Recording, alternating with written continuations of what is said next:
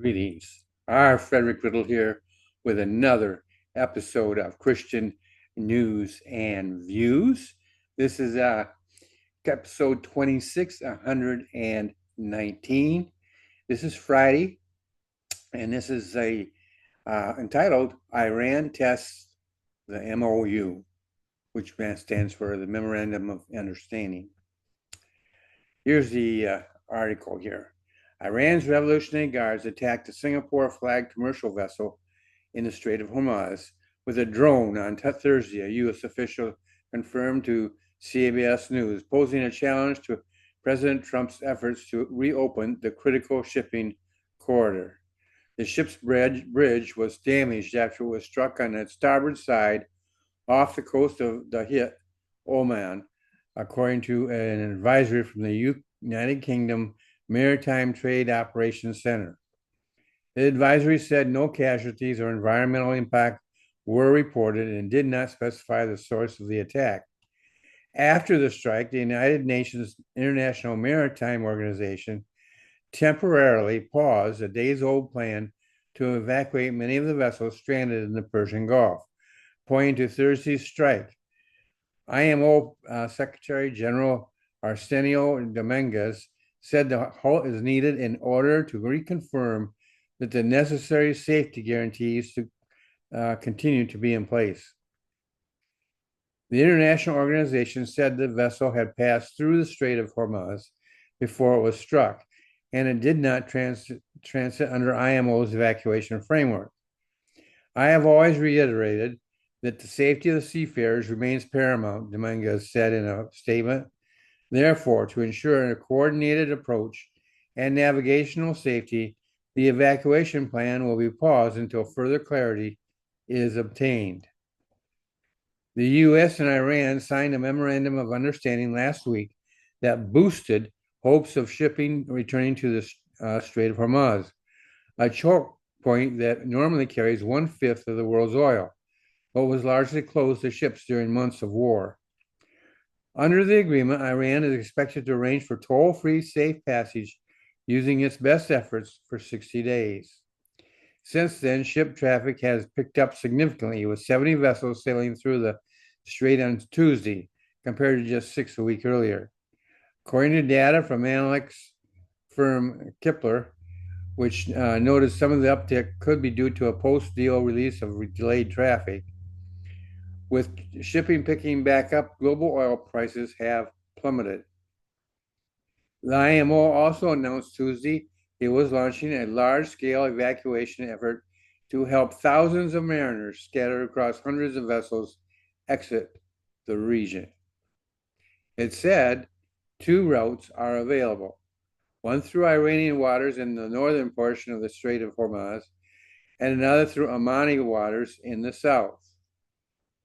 But disagreements over the Strait of Hormuz have persisted.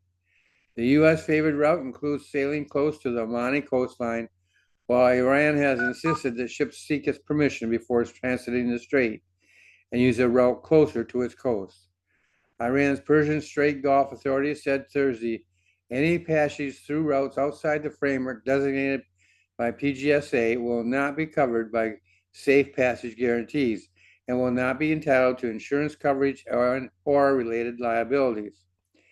Iran also hasn't ruled out seeking tolls for ships that pass through the strait after the Memorandum of Understanding's 60-day time limit ends. The Trump administration and U.S. allies in the region have called that idea unacceptable and a violation of international law. Oman has said it plans to jointly manage the strait with Iran, but isn't looking to charge tolls. Secretary of State Marco Rubio told reporters early Thursday that Trump administration expects the strait to stay open and is planning to judge Iran based on its actions rather than its maximalist rhetoric. If ships are moving as they should be moving, then that's what we're going to judge, and that's what we're going to react to, he said while visiting Bahrain. If, on the other hand, this rhetoric is backed up by actual ships being threatened and ships are not moving, that's a violation of the agreement, and we're going to have a problem with it. So I'm going to give you my opinion here. So I know that's a big surprise. But as always, I keep my opinion separate. And if I do ever, and I have at times included my opinion in the reading of the, while I read the article, I always identified it as my opinion. I separate myself from these modern reporters. Well, there you have it. As far as understanding with Iran's involvement in this memorandum of understanding. Iran will promise anything, but you can't really rest your case on their rhetoric. Now, that doesn't come or shouldn't come anyhow as a surprise to anybody. Actions speak louder than words. And right now, their actions are in direct contradiction to their words. Words of peace, words of reconciliation, words of cooperation. They're meaningless if the actions don't follow. The question really is, what does the United States do about this? Uh, the well, I think that taking a pragmatic approach is what they're doing right now, and judging the actions more than the words is the right way to go. If Iran continues to do this, then I wouldn't be surprised if the U.S. took further military action. I'm going to put that in there. I added the word military there, but I did so on purpose. The Iranians think they can just do what they want to do, and they can't. You would have thought they would have learned their lesson by now, but they don't value life, folks. The lives of their own people. They want power for themselves, and that's all they're interested in. So, what action, if we did take further military action, what action would we take? Well, here's my imagination at work. I'm not involved in their councils or their strategy sessions or anything. But in my imagination, I see the United States currently assessing all potential targets. They're taking advantage of the pause, knowing full well that Iran cannot resist the idea of trying to use their drones and other things. They're going to use them. Now, it was interesting, by the way, they only used one drone instead of a mass of drones.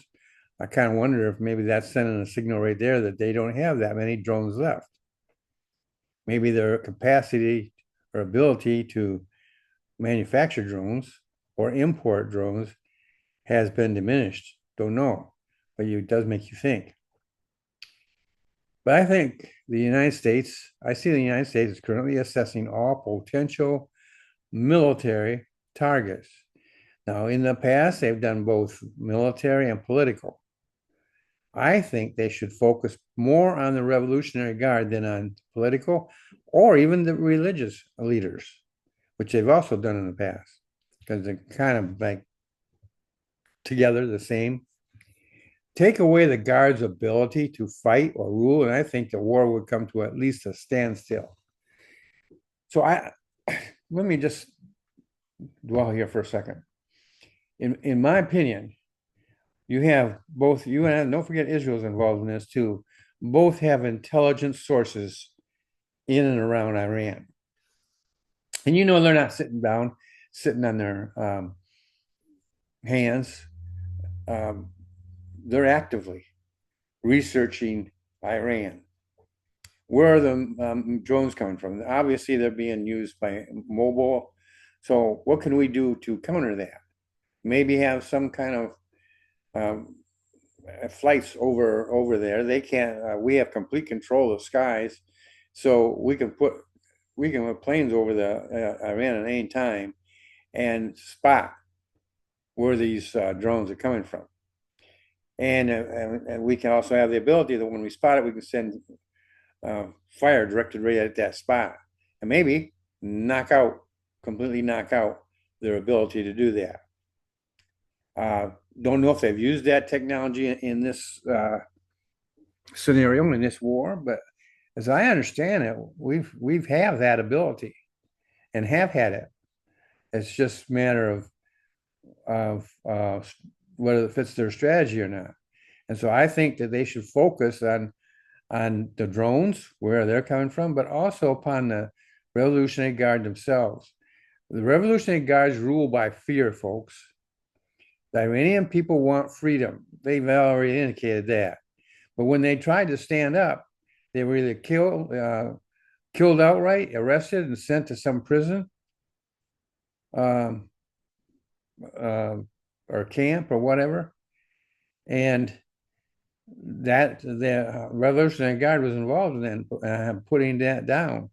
Well, you take away that fear when the Iranian people start to see that the guard is maybe that won't be toothless, but it will be its teeth will be falling out and its gums will be sore and it will not be able to um, gnash at them like it has in the past. And when they begin to see that, they're going to become more courageous, more uh, imaginative in how they do things. And the days of the Revolutionary Guard will be numbered. I believe that. I believe that what the Iranian people need to do is they need to see that the Revolutionary Guard no longer has the teeth, no longer has the ability to cramp down on them like it has in the past. And they would then have the ability to rise up. And if that happens, I think that the Iranian forces would collapse. I think there's people within the Revolutionary Guard who, if they had that opportunity, if it looked like a reasonable opportunity, they would turn away from the Guard and maybe side with the people. But they have to be motivated. One motivation is what we, the United States and even Israel, can apply, the pressure. The other is the people themselves.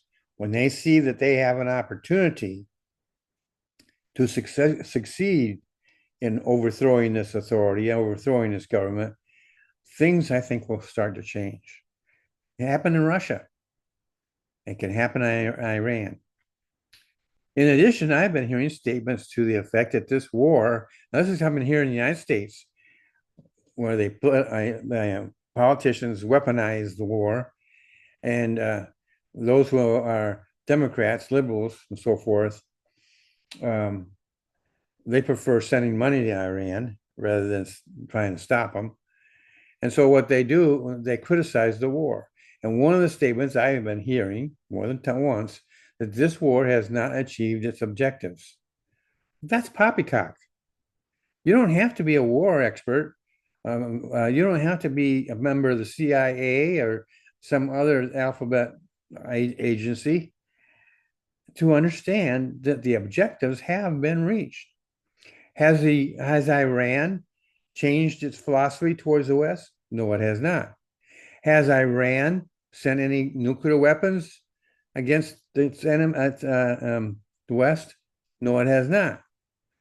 Does Iran have a policy that they will not do so? No, they do not. Does Iran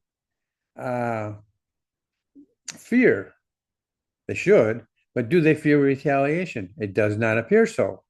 So if that's all the case, then why haven't they sent their nuclear weapons to us? If our objectives have not been reached, they've been reached. Right now, Iran's nuclear capacity is there, zero. You have to have a delivery system. Even if they have the nuclear aspect, which I don't believe they have, then they still have to have a delivery system, which has been badly destroyed or at least crippled.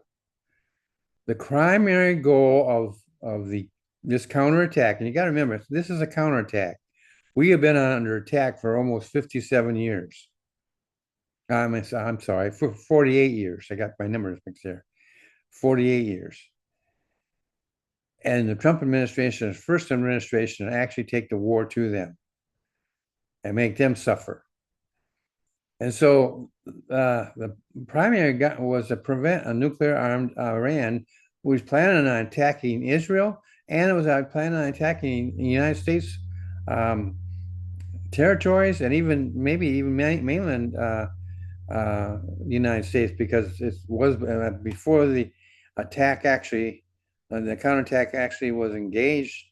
Um, it was believed that Iran had the ability to send missiles to uh, the United States.